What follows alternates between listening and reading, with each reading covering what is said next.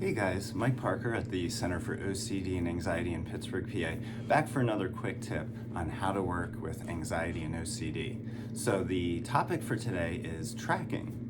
And tracking is a behavior, a compulsive behavior that a lot of people with OCD engage in when they're struggling with a contamination concern.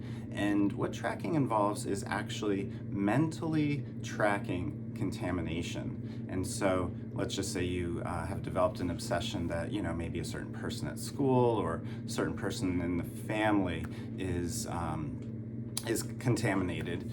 And so you start to track what touches that person, what touches that place, and where those items go, or where you go, and all that sort of thing. So you went to school, school's contaminated. When you come home, you take off your shoes in the mudroom, you drop your backpack off, you go immediately to the sink and wash your hands, and then maybe you do something with your clothes, and then you jump in the shower. And so all this stuff is tracking. You're tracking where the backpack is, where the shoes are, where you step, what you touch, where your clothes end up.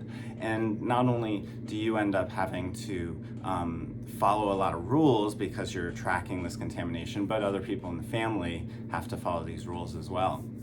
So, important things about tracking. Number one, tracking is 100% completely in the imagination. And I don't use that in a derogatory way at all. The imagination is a great thing. We all use our imaginations to reason and figure out what's going on in the world. When you've got OCD, things have tipped just a little too much into the imagination. So too much imagination, not enough world of the senses as far as what's guiding you in life. And so relying on the imagination and then tracking this contamination in your imagination. So what is one to do when you are struggling with contamination and doing all this tracking? Well, it's important to remember that it is in your imagination, and because of that, this story unfolding in your imagination is creating difficulty for you. So mom took your backpack out of the mudroom and put it on the dining room table by accident, and now in your mind, the dining room table is contaminated.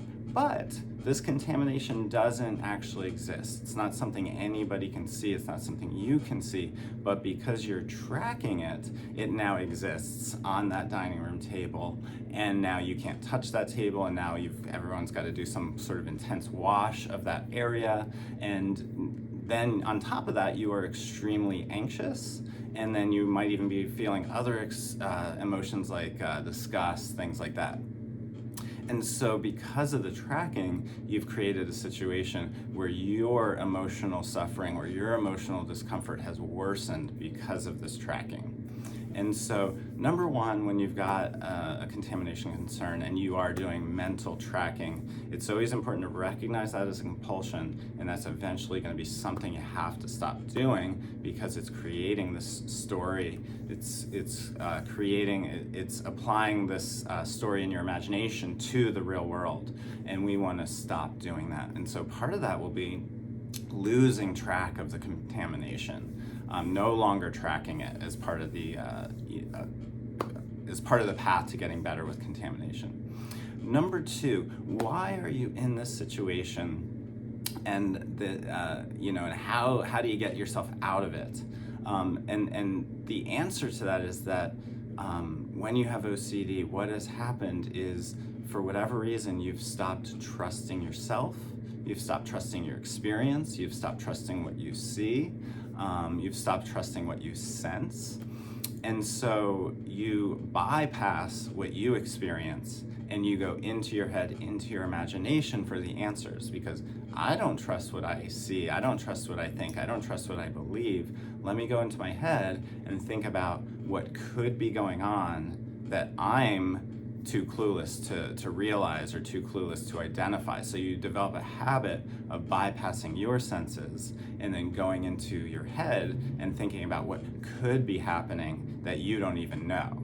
And so we want to get out of that habit as well. So in a big picture sense, we are building trust in yourself again and starting to realize your senses can be trusted. what you see, what you experience is accurate and is a good guide, and you don't have to go in your head anymore.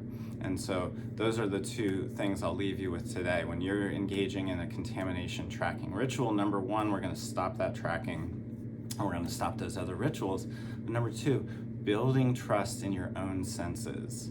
If you don't see anything in your environment that looks dangerous, if you don't see anything that looks gross or disgusting or contaminated or dirty, whatever it might be, that is the most important part of your experience, that you don't see anything. You don't have to go into your imagination, engage in that story of what might be happening that you can't see.